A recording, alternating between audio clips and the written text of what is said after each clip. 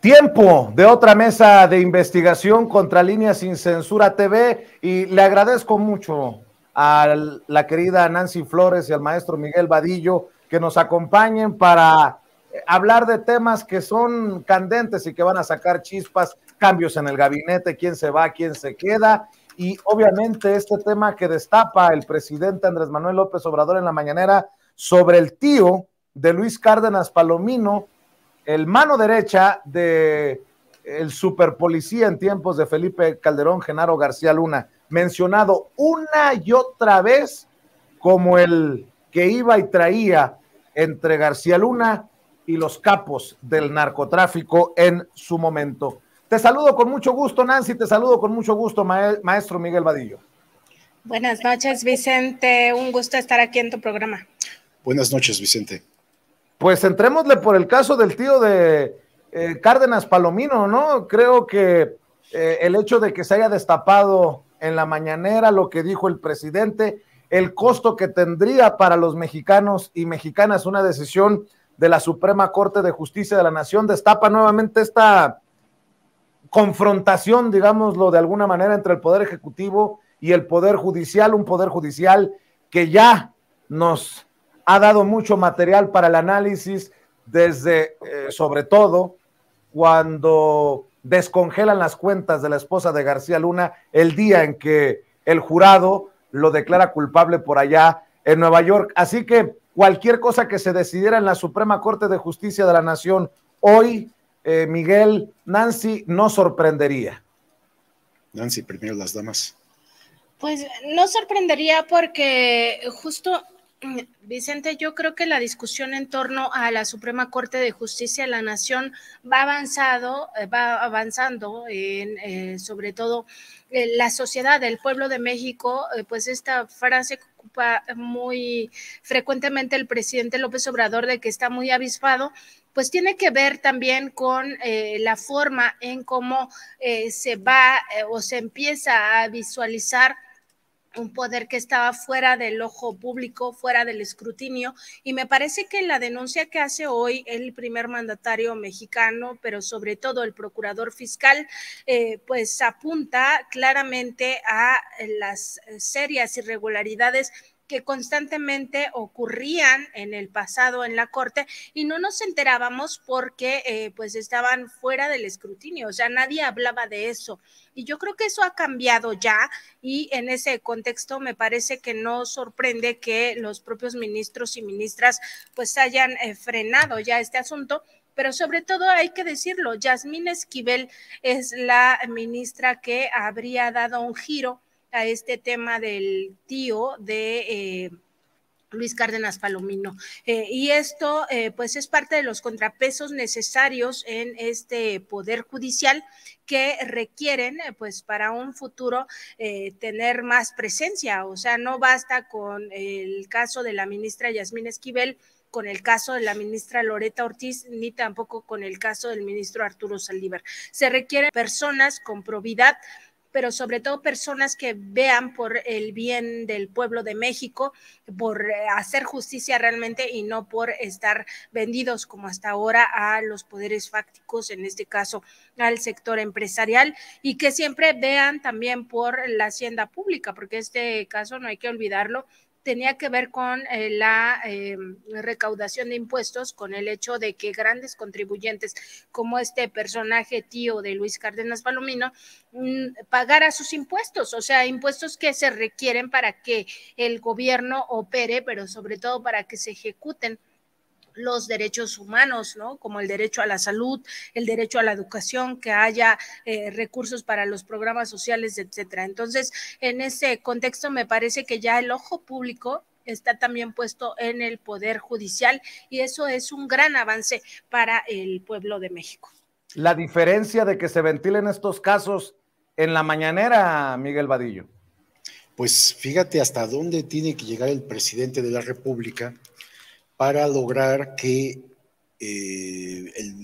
la Suprema Corte cambie una decisión que prácticamente ya estaba tomada por la mayoría de los ministros. O sea, tienen que ser exhibidos en estos actos de presunta corrupción en donde había 3 proyectos previos que había hecho el mismo ministro, Luis María Aguilar, en donde no aceptaban el amparo. Y un cuarto proyecto, de repente cambia de parecer, y dice y planteaba que ya la Suprema Corte aceptara el amparo de este empresario, tío de Luis Cárdenas Palomino, y probado evasor fiscal, al menos de acuerdo con la información tanto del SAT como de la Procuraduría Fiscal, y bueno, pues tienen que llegar hasta ese punto, esta exhibición del ministro y del resto de los ministros para detener algo que evidentemente traía visos de corrupción. Y una vez exhibidos en la conferencia de prensa, como bien dices, Vicente, la conferencia matutina, entonces, pues dan marcha atrás. Digo, así va a ser de hoy en adelante, en donde sean exhibidos públicamente en la conferencia matutina. Por eso el presidente López Obrador ha tomado la decisión de empezar a señalar a jueces, magistrados y como ahora lo vimos, ministros de la Suprema Corte, pues para que rectifiquen sus decisiones en donde están incumpliendo con su labor fundamental, que es hacer justicia. Están liberando delincuentes, narcotraficantes, asesinos, están impidiendo que se paguen los impuestos que corresponden. En este caso concreto, Vicente, nos remontamos a 2015, este caso del tío de Cárdenas Palomino. En 2015, el SAT identifica una evasión fiscal de aproximadamente 150 millones de pesos. En 2016, este sujeto, este empresario, decide buscar el amparo de la justicia federal y para que no fuera fiscalizado, o sea, para que el SAT no cumpliera con su labor fundamental, que es cobrar impuestos a todos los mexicanos y a todas las empresas. Entonces ampara, un juez acepta otorgar el amparo, que hay que buscar el nombre de ese juez porque también cometió una ilegalidad. Y entonces con ese amparo viene arrastrándose este caso que no compete o que no correspondía a este sexenio, sino fue el sexenio de Peña Nieto cuando no pagó los impuestos, como la mayoría de empresarios y corporativos no pagaban impuestos. Y entonces el acumulado, los intereses acumulados por no pagar estos 150 millones de pesos, pues ya rondan los 350 millones de pesos de impuestos. Pero el hecho de que la Suprema Corte autorizara esto significaba generar un precedente para todos los tribunales del país. Y entonces, de acuerdo con el procurador fiscal, como bien lo explicó hoy en la mañana, significaba un daño a la hacienda pública de aproximadamente 10,000 millones de pesos hasta ahora, hasta este momento. Y a futuro, pues podría ser la evasión fiscal mucho más elevada, Vicente. Entonces, es una decisión que solamente mediante la exhibición de actos irregulares, por no decir corruptos, la Suprema Corte rectifica y hoy, pues finalmente decidieron otorgar el amparo a este sujeto, ¿no? Y creo que es importantísimo hablar de la influencia que tienen estos personajes, ¿no?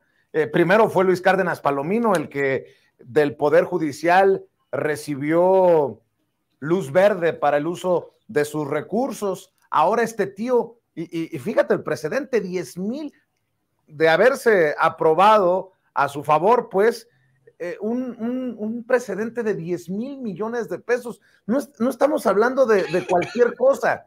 Y bueno, parece chiste y no. Me acordé de Pompín Iglesias, qué bonita familia. Si Luis Cárdenas Palomino, en lo que sabemos, podemos muchos definirlo como una fichita, pues el tío va corriendo detrás de él. Así fue el planteamiento en la mañanera, si me permiten rescatarlo, Nancy, Miguel, en Palacio Nacional. Como un ministro cambia 3 veces su criterio, o mejor dicho,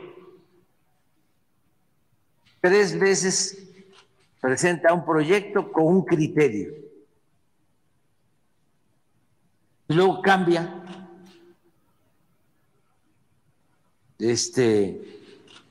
su argumentación y de manera inexplicable. ¿Y cómo no lo vamos a saber? porque es público. ¿Por qué no pones de nuevo la lámina de Arturo para explicarlo bien? Él lo hizo de manera magistral, además abogado, es el procurador fiscal. El otro, la otra lámina. Sí, miren.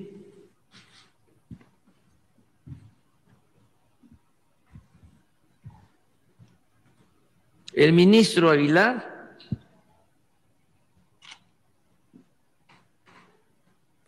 que dicho sea de paso, porque también debe saberse, es del bloque conservador.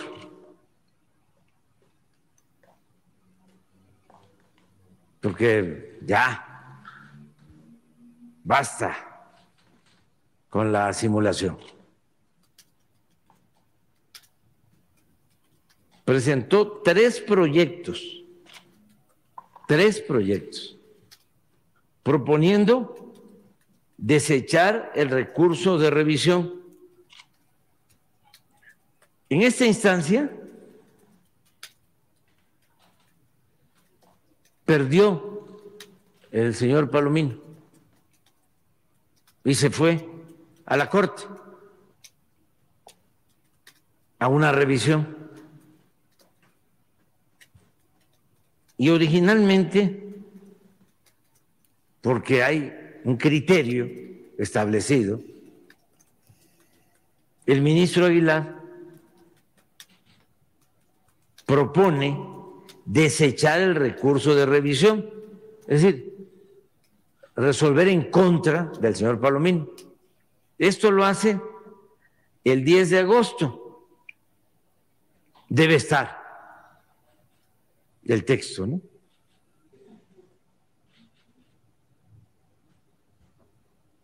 Lo retira o no lo discuten. De octubre del 2022 vuelve a presentar otro proyecto también proponiendo desechar el recurso.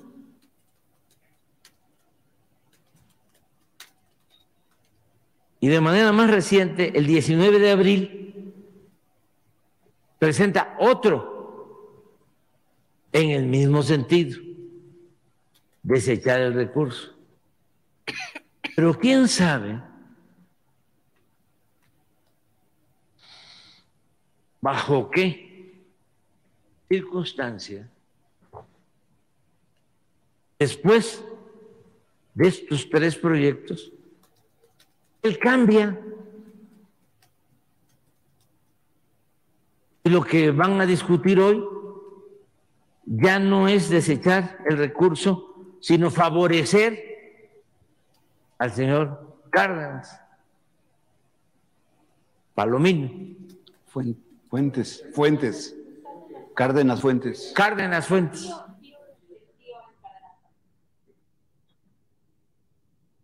Pues nada más que nos expliquen. Esto antes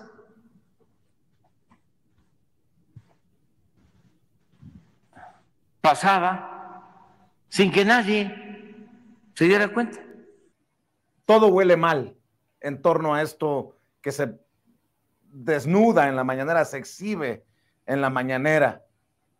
¿Por qué la insistencia de un ministro como Luis María Aguilar, quien en su momento fue ministro presidente de la Suprema Corte de Justicia de la Nación? ¿Por qué tan importante el caso del tío de Luis Cárdenas Palomino para este ministro en particular? Y bueno, pues yo preguntaba, si no se hubiera exhibido en la mañanera, ¿se le hubiera dado luz verde? ¿Se hubiera sentado este precedente tan costoso para los mexicanos y mexicanas? Es muy probable. Nancy, sigo escuchando tus comentarios, tus opiniones. Pues sobre todo, Vicente, esta parte que tiene que ver con el hecho de que se daña la hacienda pública, es decir, no se daña al presidente de la República, no se daña al gobierno federal, se daña al pueblo de México, porque la hacienda pública pues es el dinero de todas y todos. Y yo creo que en este caso específico se ha puesto la lupa en un poder que suele tomar este tipo de decisiones tan relevantes para los mexicanos y las mexicanas desde una tribuna muy discrecional, sin rendir cuentas a nadie, porque aquí lo que debería de ocurrir desde la propia Suprema Corte de Justicia de la Nación, a través de su Consejo de la Judicatura Federal, es abrirle una investigación al ministro Luis María Aguilar, porque no tiene ninguna lógica estos antecedentes que ha revelado esta mañana el Procurador Fiscal Federal y que ha reiterado el propio presidente en esta declaración que veíamos, Vicente. Y es justamente esta parte, que hay 3 antecedentes con el mismo recurso, la misma discusión, son antecedentes de proyecto que presenta el mismo ministro. No estamos hablando de que primero fue un ministro y después otra ministra y después otro, no, en los 3 antecedentes era el propio ministro Luis María Aguilar presentando estos proyectos en el sentido de no dar el amparo de la justicia federal al tío de Luis Cárdenas Palomino, sino que más bien venían en el sentido de darle la razón al Servicio de Administración Tributaria. Entonces no tiene ninguna lógica que teniendo estos 3 antecedentes de repente cambie su visión sobre un tema que no ha cambiado. O sea, es exactamente la misma materia de análisis jurídico la que tenía enfrente. Entonces no suena lógico, y aquí me gustaría retomar una frase que también utiliza el presidente: lo que no suena lógico suena metálico, y en ese contexto urge que el Consejo de la Judicatura se ponga las pilas y sobre todo empiece a hacer un análisis de los posibles visos de corrupción que hay en este tipo de decisiones. Aquí yo vería que por lo menos no hay lógica, y en ese sentido debería de fiscalizarse. Pero sí fue muy importante que este mismo día en la conferencia de prensa sin duda se tocara este tema para ya no mantenerse fuera del ojo público, porque muchas de las decisiones que se toman en la Corte son contrarias al interés colectivo, contrarias al interés de la mayoría, precisamente porque nadie le da seguimiento, y quienes sí le dan seguimiento son cómplices, son comparsas de estas decisiones de la Corte. Entonces, bien por la final decisión que toman otros ministros y ministras en el sentido de no otorgar el amparo a este personaje y con ello no generar un antecedente judicial, un antecedente legaloide en el cual se iban a basar muchos otros grandes contribuyentes para evadir el pago de impuestos. Debo de decir que eres muy optimista, mi querida Nancy, de que se vayan a revisar estas cosas, porque hay que decir que la ministra presidente de la Suprema Corte de Justicia de la Nación es quien manda, quien mueve los hilos en el Consejo. En otras palabras, son juez y parte, no se investigan entre ellos, y hay esta idea de que hay un interés de perpetuar la impunidad. Porque la ministra Norma Piña, pues sería muy difícil que la viéramos tomando decisiones contrarias a estos grupos de poder, incluso al interior de la Suprema Corte de Justicia de la Nación, que además, no solamente por el ministro Aguilar, sino por incluso ministros que fueron propuestos por el presidente, han sido exhibidos, salieron raspados en la mañanera, Miguel. Sí, tienes toda la razón en ese sentido. Me parece que esto no solamente exhibe al ministro Luis María Aguilar, esto exhibe la toma de decisiones en la Suprema Corte de Justicia de la Nación, lo que han venido haciendo por décadas, no solo en este gobierno, sino que esta es una impartición de justicia en beneficio del mejor postor, Vicente. Y no solamente son los ministros de la Corte, son tribunales, son juzgados federales, locales. La corrupción del Poder Judicial es algo que daña brutalmente a la sociedad mexicana. Es algo que necesitamos se modifique y se cambie. Esta acción de hoy en donde vimos que solamente mediante la exhibición de un acto totalmente que se ve ilegal, los ministros reflexionaron y dijeron: quedamos exhibidos, de tal manera que se obtuvieron los votos suficientes, que tenían que ser de 4 o más, para que no se otorgara el amparo a este sujeto que pues tiene sus vínculos precisamente con uno de los personajes siniestros, un policía acusado de secuestros, asesinatos, lavado de dinero, vinculado con su ex jefe, Genaro García Luna, preso por los mismos delitos de vínculos con el crimen organizado en Estados Unidos. Entonces estamos ante una situación que la Suprema Corte tiene que hacer algo para que esto se modifique su imagen, que está por los suelos en este momento. Yo coincido en que no puede haber una investigación interna, por lo que tú comentabas, que la ministra Norma Piña es juez y parte, es presidenta de la Corte y es presidenta del Consejo de la Judicatura, de tal manera que no serán ellos quienes investiguen a sí mismos, porque son parte de esta impunidad, de este abuso de poder, de este tráfico de influencias y de esta enorme corrupción que ha marcado por décadas a este órgano máximo de justicia, y además la independencia que tienen, en donde, ya lo dijo la ministra presidenta Norma Piña, les dijo, hizo un llamado a todos los jueces, magistrados y ministros: tienen total libertad e independencia para hacer lo que consideren necesario. Es decir, pueden irse a robar a sus juzgados, tribunales y en la Corte. Entonces no va a pasar nada. ¿Qué se tiene que hacer, Vicente, en cuanto a tu pregunta? Bueno, la Fiscalía General de la República, a petición o a denuncias de investigaciones que hagan los órganos de inteligencia del gobierno federal, y hablamos de la Unidad de Inteligencia Financiera, hablamos del Centro Nacional de Inteligencia y hablamos de otros órganos de procuración de justicia, de investigación y de inteligencia del país, quienes revisen las enormes fortunas de los 11 ministros de la Suprema Corte de Justicia de la Nación. Y vamos a encontrar sorpresas muy desagradables, Vicente, en donde sus fortunas no corresponden al salario que han percibido y todas las canonjías durante los años que se han mantenido en la Corte.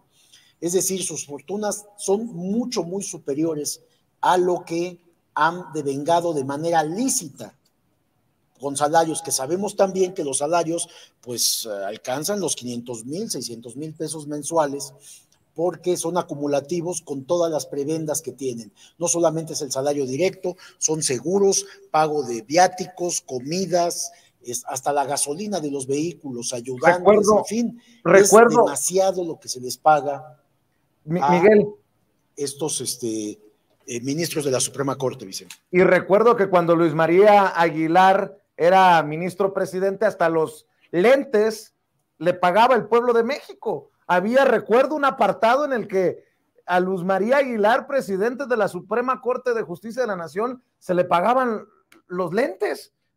No sé si recuerdas, a mí me pareció una ofensa en aquel año cuando lo leí. Ahora imagínate hoy que estamos en plena austeridad republicana. Yo siempre uso una frase, en este caso, Vicente, de los impartidores de justicia, que la enorme corrupción que hay en los 3 niveles de los poderes, el más dañino es el que se da en el Poder Judicial, porque si hay corrupción en el Poder Ejecutivo, estamos hablando de dinero público, y es lo que más se ha denunciado y lo que mantiene al país en una enorme desigualdad social. Esto hablo de manera histórica hasta este gobierno que está tratando de modificar y de cambiar las cosas, y bueno, como el presidente bien dice, si yo no robo, se va disminuyendo estos hechos que tanto dañan a la hacienda pública y que tanto dañan los recursos de los mexicanos. Si hay corrupción en el poder legislativo, pues también afecta, porque son los que hacen las leyes y han hecho leyes a modo para poder seguir robando los servidores públicos. Pero cuando hay corrupción en el Poder Judicial, Vicente, y esto se presenta en los 3 niveles, en los juzgados, en los tribunales y en la Corte, entonces esto es tan grave porque juega con la vida, con el patrimonio y con la libertad de las personas, Vicente. Entonces la corrupción del Poder Judicial no puede permitirse, no debe de continuar, debe de atacarse, y por primera vez, ante lo que pasó hoy en la mañana en la conferencia matutina, estamos dándonos cuenta de la necesidad y de la urgencia que hay de cambiar a estos ministros que son no solamente neoliberales y de derecha, sino están vinculados a actos irregulares que deben de ser investigados, pero no será de manera interna, sino que tendrá que ser por fuera, es decir, otros poderes que investiguen a estos ministros de la Corte que se han enriquecido brutalmente. Así es, y Nancy, nada más para cerrar tal vez este tema y pasar a otros, porque hay mucho en la agenda y en esta mesa de investigación contra Líneas Sin Censura TV, decir que estos mismos ministros, los que buscaban definir un amparo, o que ya casi tenían definido a favor este amparo del tío de Luis Cárdenas Palomino, que podría significar un daño al patrimonio de los mexicanos y mexicanas de 10,000 millones de pesos. Estos son los mismos que se ofenden cuando el presidente dice que el Poder Judicial está podrido.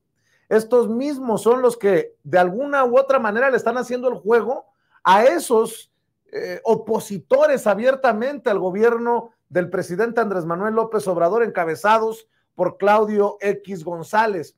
Estos son los mismos que pusieron el grito en el cielo porque el presidente ha motivado y ha promovido esta idea de que sea el pueblo, la gente de a pie, los ciudadanos, los que voten para ver quién llega o no a la Suprema Corte de Justicia de la Nación. Así es, Vicente, y también decir la importancia de que se ponga el foco en el pueblo de México como factor de decisión para los tres poderes, porque no hay que olvidarlo, los otros dos poderes, el ejecutivo y el legislativo, pues son elegidos por el pueblo de México, solamente el que está fuera de esta discusión pública, pues es el Poder Judicial. Y en ese contexto también me gustaría traer a cuento en esta mesa de Contralíneas Sin Censura, pues justo el contexto en el cual el presidente López Obrador pues ya llamó podrido al Poder Judicial, específicamente a la Suprema Corte, y fue después de la discusión de la Guardia Nacional, que ya no dependiera de la Secretaría de la Defensa Nacional, sino que pasara bajo el mando de la Secretaría de Seguridad y Protección Ciudadana. En ese contexto fue que el presidente López Obrador dijo, está podrido, y hoy, justamente en esta misma conferencia matutina, pues tuvimos más elementos para entender aquella frase del presidente, porque hoy revela López Obrador que se reunió con 5 ministros y ministras para sensibilizarlos en torno al tema de la Guardia Nacional, que la Guardia Nacional no estuviera bajo un mando civil que pudiera corromperse como ocurrió en el pasado con este narcoestado que representó Genaro García Luna y que bajo su mando como secretario de Seguridad Pública tenía la Policía Federal. Entonces, teniendo en cuenta este análisis hecho por el presidente, pues dijo, en este caso sí voy a hablar con ellos para que esta decisión no trascienda en la Suprema Corte de Justicia de la Nación. Se supo después pues que los ministros, ministras, en su mayoría votaron para que esto no sucediera, que el mando quedara en la Secretaría de Seguridad y Protección Ciudadana, y pues ahora el presidente lo que revela es que en estas reuniones individuales con cada uno de los 5 a los que consideraba muy probablemente que pudieran fallar a favor de esta idea de mantener la Guardia Nacional desde un mando que tuviera mucho mayor control y más disciplina, como pudiera ser la Sedena, pues en realidad 2 le dieron la espalda, ¿no? Y además 2 que él mismo señaló esta mañana ya habían dado muestras de ser chuecos, ¿no? Y esos 2,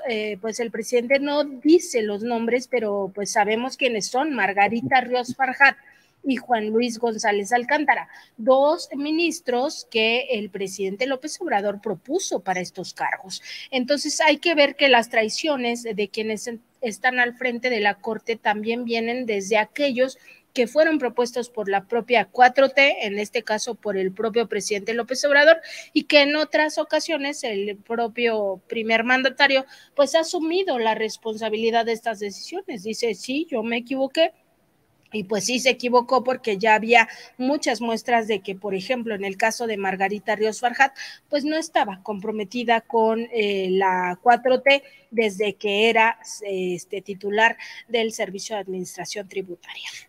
Así es. Dime. Quiero, Vicente, Nancy, hacer un último comentario. Ya sé que quieres entrar de otro tema, lo que pasa es que el Poder Judicial me apasiona, Vicente. Pero déjame comento esto. Yo creo que sí se ha avanzado en cuanto al Poder Judicial, y tiene que ver con la imagen del Poder Judicial. Gracias a la exhibición que hace el presidente de la República en su conferencia matutina de jueces, magistrados y ministros que ahora se están denunciando a todos los que cometen actos irregulares con independencia, y a veces, aunque no les pase nada, pero sí se mencionan los nombres de todos estos servidores públicos del Poder Judicial, y como lo que pasó apenas en la Corte, cómo modificaron un criterio para no otorgar el amparo a un evasor fiscal, tío de Luis Cárdenas Palomino. Entonces, aquí se está presentando el juicio social, Vicente. Hay la imagen del Poder Judicial, de todos, de jueces, magistrados y ministros, está por los suelos. Hay una crítica social ya muy fuerte, y esto se da como una presión a todos estos servidores públicos del Poder Judicial, de tal manera que los ministros ya no están tranquilos, ya no siguen con esta impunidad con la que han actuado durante décadas, haciendo lo que les place sin ser señalados no solamente por el presidente de la República, sino por la población en general. A donde quiera que vayan hoy en día, habrá una crítica de la sociedad hacia ellos, y créanme que el juicio social a veces es más fuerte que el juicio jurídico o el propio juicio de la historia. Que la sociedad los rechace o los identifique como un órgano de enorme corrupción es ya un logro, lo que se ha hecho en este gobierno, Vicente. Así es, y solo porque en esta mesa de investigación contra Línea Sin Censura hemos hablado del tema de la USAID, antes de pasar a los relevos, a los cambios, a los reajustes. Fíjate, Nancy, que me va enviando el equipo de producción algo que ha publicado un miembro de la familia Sin Censura, miembro de las mesas de diálogo de este espacio libre como el viento, el escritor y periodista independiente Kurt Hartward. Dice: a la luz de las revelaciones acerca de cómo USAID financia organizaciones de oposición, la Embajada de Estados Unidos en México se ha esmerado en lavarle la imagen a la agencia. Miren este boletín que casualmente ha colocado en la página principal de su portal. Ahora resulta que USAID es un socio clave para hacer realidad la visión a futuro de nuestros presidentes, la visión a futuro de Claudio X, más bien, dice Kurt Harvard. Y no solo eso, sino que ningún financiamiento se puede utilizar con fines partidistas. El gobierno cuenta con mecanismos rigurosos para garantizar que la asistencia se implemente de manera objetiva. Ajá. En otras palabras, vamos a seguir haciéndolo. ¿Cómo la ven? Y yo no sé si te habías percatado de este comunicado, Nancy, que aparece en la página principal, y es con un rótulo de la Embajada y Consulados de Estados Unidos en México, que dice así: los gobiernos de los Estados Unidos y México cooperan para enfrentar nuestros desafíos compartidos, buscando crear y expandir oportunidades para ambos países. Nuestras agencias trabajan dentro de los marcos del tratado entre México, Estados Unidos y Canadá, el TEMEC, y el diálogo económico de alto nivel, DEAN, para integrar nuestras cadenas de suministro y enfocarse en consolidar a América del Norte como la principal potencia económica de energía limpia del mundo. La Agencia de los Estados Unidos para el Desarrollo Internacional, la USAID, ha colaborado con el pueblo de México durante más de 40 años y es un socio clave para hacer realidad la visión a futuro de nuestros presidentes. Así lo dicen, estoy citando. Hoy en día la USAID y la Agencia Mexicana de Cooperación Internacional para el Desarrollo, la AMEXID, coordinan conjuntamente nuestra asistencia en el exterior para abordar las causas fundamentales de la migración en el norte de Centroamérica. Dicen también que los programas de la USAID también se enfocan en las prioridades mutuas de México y de los Estados Unidos, tales como la prevención del delito y la violencia, el fortalecimiento del Estado de Derecho, mejorar la transparencia, proteger y promover los derechos humanos, así como apoyar a las personas en comunidades rurales a tener fuentes de ingreso mientras protegemos el medio ambiente. Ningún financiamiento del gobierno de los Estados Unidos se puede utilizar con fines partidistas. El gobierno de los Estados Unidos y sus agencias cuentan con mecanismos rigurosos para monitorear y garantizar que la asistencia estadounidense se implemente de manera objetiva y de acuerdo con las disposiciones de las subvenciones. Lo menciono, Nancy, porque no pasa desapercibido el trabajo de investigación que se hace desde espacios como la revista Contralínea. Ustedes han sido insistentes en este tema, el financiamiento de la USAID a entidades o instituciones como Mexicanos contra la Corrupción y la Impunidad, y ahora este esfuerzo de la Embajada y consulados de Estados Unidos en México para, entiendo yo, hacer un control de daños o algo por el estilo, Nancy. Pues justo, Vicente, este es el boletín de la Embajada de Estados Unidos que lleva a la información donde se documenta que Mexicanos contra la Corrupción e Impunidad recibió entre 2021 y 2023 $6 millones, es decir, 117 millones de pesos. Y por supuesto que se sigue documentando el papel real de la USAID, que por supuesto no tiene nada que ver con esto que acabas de leer. Fíjate que yo pensé que era otro, como está en la página principal, como veo que lo están circulando, pensé que era otro documento. Te ofrezco una disculpa, Nancy, pero me llamó mucho la atención cómo lo circulan, o a lo mejor lo están reciclando para generar estas narrativas y mantener pues este comunicado vivo. Pero bueno, hablemos pues, si me permiten, de los cambios en el gabinete, los reajustes. Hoy hay que hablar de esto en tiempos en que Marcelo Ebrard, ya ex canciller, se convierte en el primer aspirante en registrarse al proceso interno rumbo al 2024 en la coalición Juntos Haremos Historia, Morena, PT y Verde. En momentos en que se espera ya la incorporación de Alicia Bárcena a la Secretaría de Relaciones Exteriores para ocupar el cargo de Marcelo Ebrard, en momentos en que Dan Augusto López Hernández ya anunció que deja su oficina en Bucareli a más tardar el viernes, en momentos en que estamos determinando quién llegará a sustituirlo. El presidente Andrés Manuel López Obrador dice que se reúne con ya no 100, sino hasta 200 colaboradores del gabinete y el gabinete ampliado, y que por ahí cerca de una docena de personajes buscarán dejar sus puestos y emprender la búsqueda de un puesto de elección popular. En fin, hay tantas cosas por donde le entramos. También esto apasiona, Miguel. No, por supuesto, y mucho, y traemos información muy caliente en torno a esto, Vicente.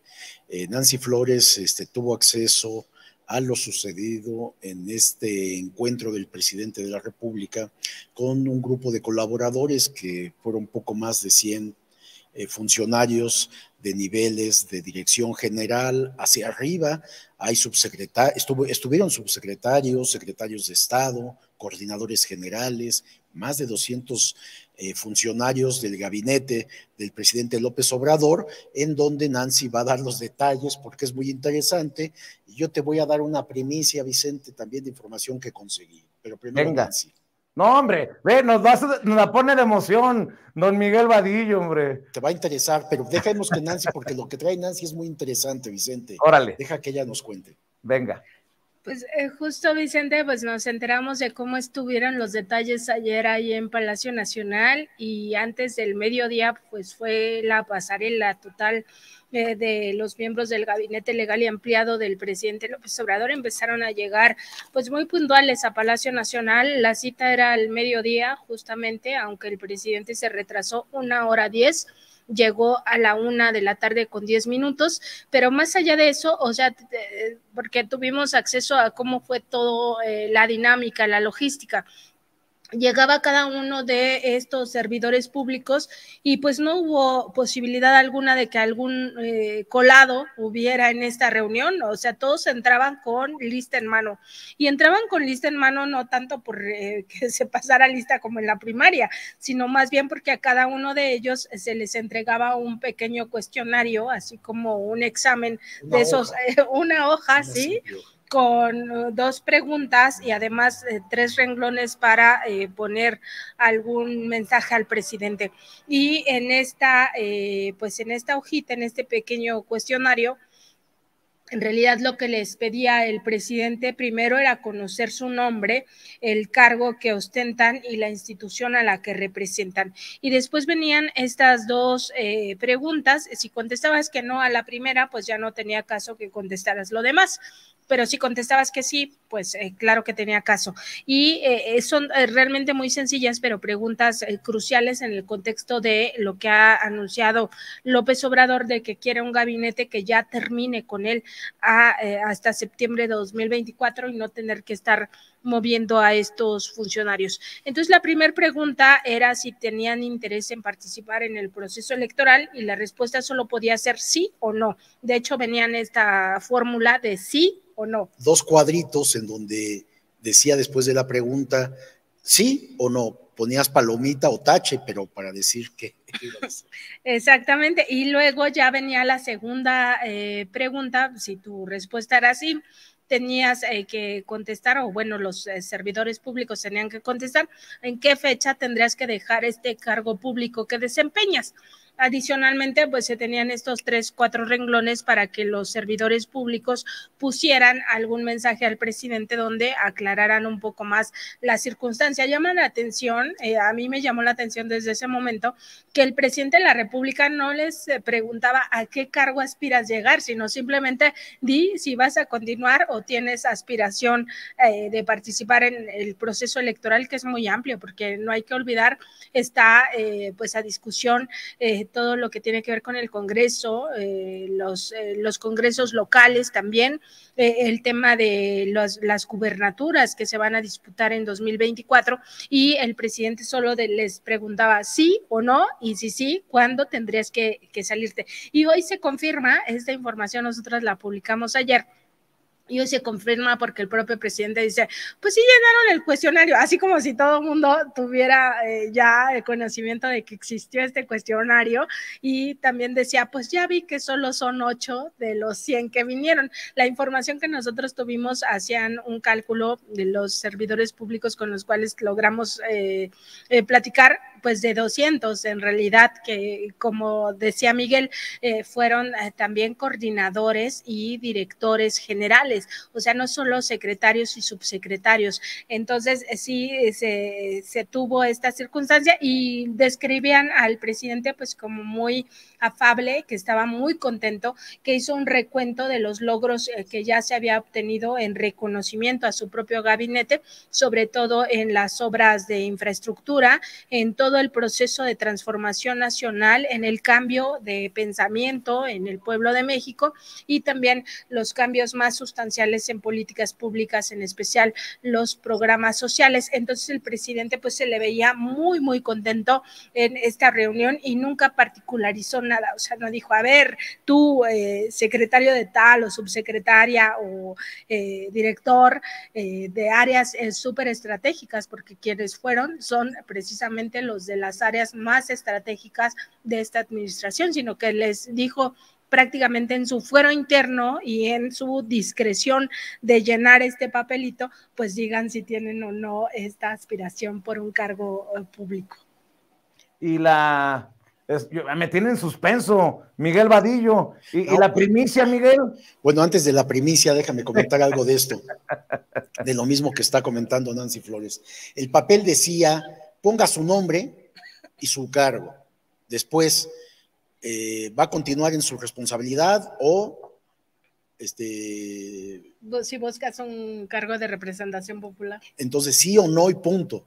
y después unas líneas para poner algo que tú quisieras agregar. Entonces, entre los invitados se vean unos a otros para decir, bueno, pero no he hablado con nadie, con mis jefes, pongo que sí me voy o no me voy, o sea, había nerviosismo entre ellos, pero el presidente los tranquilizó diciéndoles, felicitándolos por los logros de este gobierno alcanzados en los 4 años y medio que lleva la actual administración y que ya se perfila en la recta final para la sucesión presidencial de 2024 y después para dejar sus cargos a finales del próximo año. Entonces fue una reunión interesante, Vicente, que revela y que hoy confirmó el presidente, que nosotros publicamos también en la página, dando estos datos de lo que había sucedido, porque nos parecía muy interesante. Esto fue apenas ayer, y nosotros en la tarde-noche ya estábamos enterados de lo que había sucedido y creímos que era un acto es decir, el presidente no empezó a llamar uno por uno como se hacía antes en los sótanos de Palacio Nacional, bueno, antes en los sótanos de Los Pinos, para ahí hacerles manita de puerco. No, hombre, él juntó a secretarios de Estado con directores generales y cualquiera podía poner lo que quisiera. Entonces, una acción muy democrática en ese sentido, y ahí manifestaron sus intereses electorales o su permanencia hasta que termine este gabinete, esta administración, que sin duda es ya un hecho histórico y va a pasar a la historia como un cambio verdadero en la gobernanza de este país. ¿No tenemos los nombres de los 8 que dijeron sí me voy? No, no son 8, Vicente, son más, ¿eh? El presidente dijo 100, fueron como 100, no, eran más de 200 para empezar. Pero 8 de los que levantaron la mano y dicen, sí voy a dejar el gabinete. Sí tenemos algunos nombres, pero no los vamos a dar, Vicente, porque eso ya compete a cada uno, la verdad. No seas tan curioso, por favor. Bueno. El otro punto que te decía, bueno, pues ya ves que se están dando estos cambios, para empezar ya los aspirantes a la presidencia, que ya sabemos quiénes son, y anuncian sus momentos de renuncias. Como tú bien lo decías, Marcelo Ebrard lo hizo desde el lunes pasado, y Claudia, Adán Augusto lo harán el próximo viernes, forzados por la decisión de Marcelo. Ahí hizo una maniobra de ajedrez que le favoreció, y que bueno, pues están tomando ya decisiones, ellos ya sabemos. Entonces lo interesante acá es quién va a ocupar los cargos más importantes. Nosotros tenemos ahí una información que creemos es relevante, y por fin Lázaro Cárdenas Battel se incorpora al gabinete del presidente. Rechazó ser secretario de Relaciones Exteriores, que además, pues su nombre, su apellido, y él tiene una buena imagen como servidor público que ha sido gobernador, ha sido legislador, y fue coordinador de la oficina de la presidencia, creo que así se llama este cargo, sí, del cual renunció hace poco, pero ahora ha sido invitado en este momento que se necesita, y lo anuncio, podría llegar, no lo digo definitivamente, porque tampoco las cosas hasta que sucedan, pero estamos en el análisis de las cosas, y lo que hacemos los reporteros pues también es buscar información interna. Lo que sabemos es de que Lázaro Cárdenas Battel, el nieto del general Lázaro Cárdenas, podría llegar a la Secretaría de Gobernación. Bolas, eso sí sería muy interesante, un enroque que pues calmaría las aguas que se habían alebrestado con su renuncia, porque empezaron las especulaciones, ¿recuerdas? Y regresarlo al gabinete, a la Secretaría de Gobernación, sería un mensaje potente, Miguel. No solamente internamente, sino también hacia el exterior. Él mantiene una buena relación con el sector empresarial, desde su padre, mantienen una buena relación con el sector empresarial, los ven bien, pues, y también en la oposición. Es decir, es un hombre conciliador, negociador, y que le va a tocar desde esta posición cerrar el sexenio, pero además mantener una relación con la Suprema Corte, ¿no? Es parte del trabajo de la política interna, mantener una relación con los partidos opositores que están en el Congreso, y mantener la buena relación con el sector empresarial, con los grandes inversionistas de este país, y externamente, internacionalmente, Estados Unidos lo ve también con muy buenos ojos. Entonces, si llega, que yo tengo la idea de que va a ser él, no es una idea, es información que yo he conseguido o que hemos conseguido Nancy Flores y yo, y entonces hay altas probabilidades. Vamos a ver si se da, y si no, rectificaremos aquí lo que estamos hoy comentando, Vicente. Después del segmento, después de la mesa de investigación contra Líneas Sin Censura de anoche, Miguel, ha habido muchas reacciones. Veo circular el tema de Marcelo Ebrard, expediente que han publicado ustedes. Ya llevas 3 partes de esta investigación especial. ¿Algún acercamiento desde el campo de Marcelo Ebrard para que por fin aclare lo de las propiedades en edificios lujosos en el área de Santa Fe de familiares y cercanos? Fíjate que no, Vicente, seguimos, aprovechamos tu espacio, este espacio que tiene muchas visitas, mucha audiencia, para invitar al equipo de Marcelo Ebrard, a sus asesores, a su equipo de campaña prácticamente, que ya ha formado, pues para que le comenten. Yo creo que sería muy interesante que en el medio que sacó la información de este expediente, y que en su momento se lo informé previamente antes de publicar, y que le dije que se iba a publicar, como también se los dije a sus enviados, a 2 exfuncionarios públicos que hablaron conmigo para mediar esta situación. Les dije que se iba a publicar, ya está publicado, pero seguimos invitándolo para que nos dé una versión o nos explique, para que entendamos qué pasó en ese momento, qué pasó con las empresas constructoras que benefició con permisos y concesiones, qué pasó, por qué los familiares y amigos y personas cercanas a él aparecieron como dueños en lujosos departamentos de edificios construidos en una zona residencial de muy alta plusvalía, y bueno, pues los señalamientos que hace o que hizo en su oportunidad la Unidad de Inteligencia Financiera.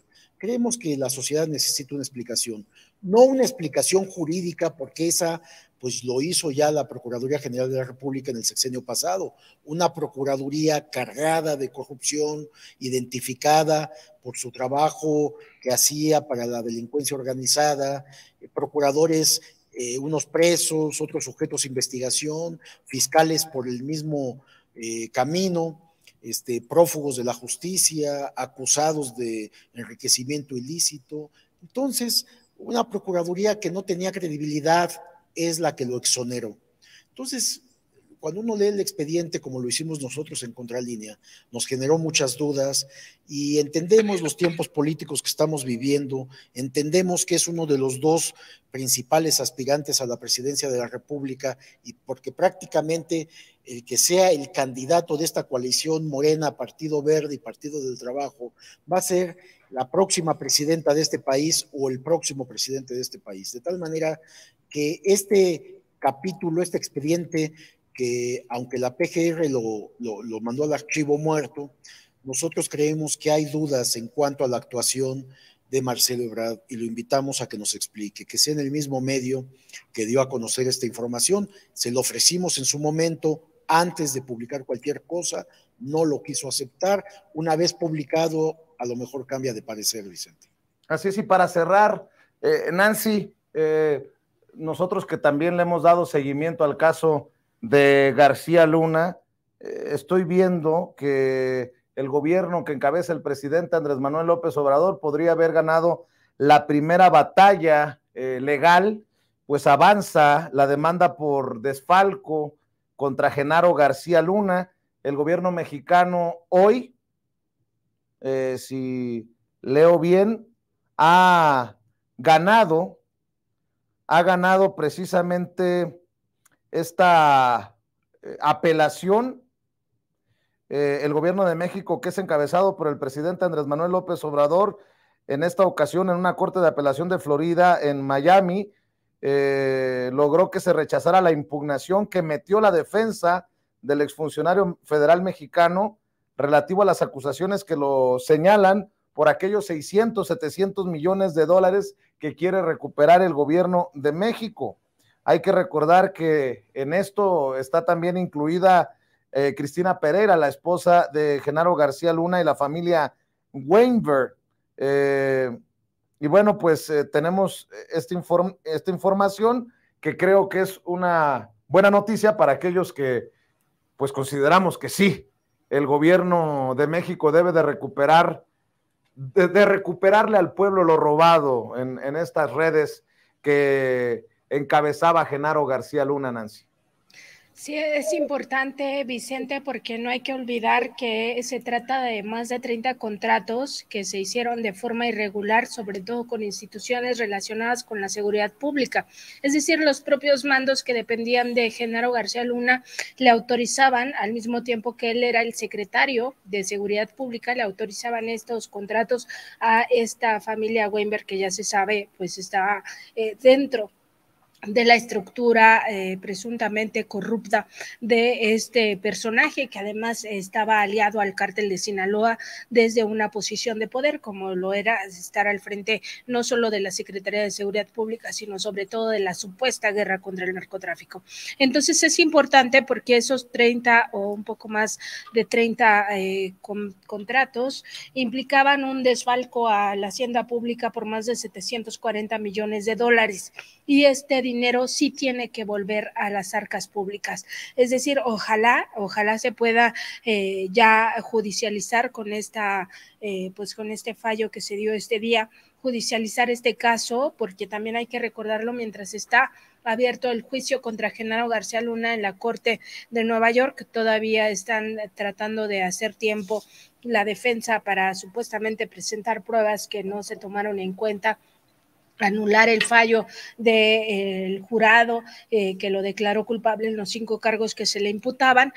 Pues mientras esté abierto ese proceso, no avanza mucho el otro caso en Miami, sino que se mantiene a la espera, porque son casos, si bien no correlacionados en términos de delito, pues sí con el personaje que está al frente, que es el propio Genaro García Luna. Entonces es importante esta noticia para el gobierno de México, sobre todo para los mexicanos, las mexicanas, porque este dinero volvería a ingresar a la hacienda pública en caso de recuperarse. Por supuesto que no serían los 745 millones de dólares, porque una parte pues ya no se le puede seguir el rastro, pero por lo menos lo que corresponde a todas las propiedades que fueron localizadas allá en Florida, y además los automóviles de superlujo, pues eso sí podría capitalizarse para el gobierno mexicano. Así que después de 7 meses de estar más o menos detenido este caso, con esta victoria del gobierno mexicano que le gana esta apelación a la defensa del ex superpolicía de Felipe Calderón, que buscaba que el caso de corrupción fuera juzgado en México y no en Estados Unidos, podría estar más cerca la posibilidad del juicio y de que avance precisamente este caso al que le hemos dado seguimiento tanto en la revista Contralínea como en Sin Censura TV. Pues cerremos aquí, si les parece, por el momento, Miguel, Nancy, y cerremos con la invitación para que la audiencia de esta mesa de investigación también esté al pendiente de los esfuerzos que hacen ustedes, no solamente a través de YouTube, en diferentes redes, plataformas, y obviamente en la revista, en las ediciones de la revista Contralínea, Nancy. Sí, pues los invitamos a todos y te agradecemos a que nos visiten en nuestra página www.contralinea.com.mx y también en nuestras redes sociales, Facebook, Twitter, Instagram, YouTube y TikTok, donde nos encuentran como Contralínea, y en Spotify, iVoox y Apple Podcast como Contralínea Audio. Además, los invitamos a nuestro programa de noticias en vivo de lunes a viernes por YouTube y Facebook a las 10 de la mañana, y en nuestra mesa de contradebate de lunes, miércoles y viernes a la 1 de la tarde, también en estas redes sociales. Y por supuesto hacer la invitación a esta mesa de Contralínea sin censura. Claro que sí, Nancy. Miguel, gracias, estamos al pendiente, que pasen excelente noche. Buenas noches. Y continuamos porque todavía tenemos mucho más que hablar para ustedes sin pelos en la lengua, sin censura. Y bueno, pues le pido que nos apoye con el like, dándole clic al dedito hacia arriba, dándole clic al pulgar hacia arriba, porque a punta de likes le vamos a exigir a YouTube que no esconda nuestro contenido y que haga disponible esta transmisión en vivo y en directo para más personas.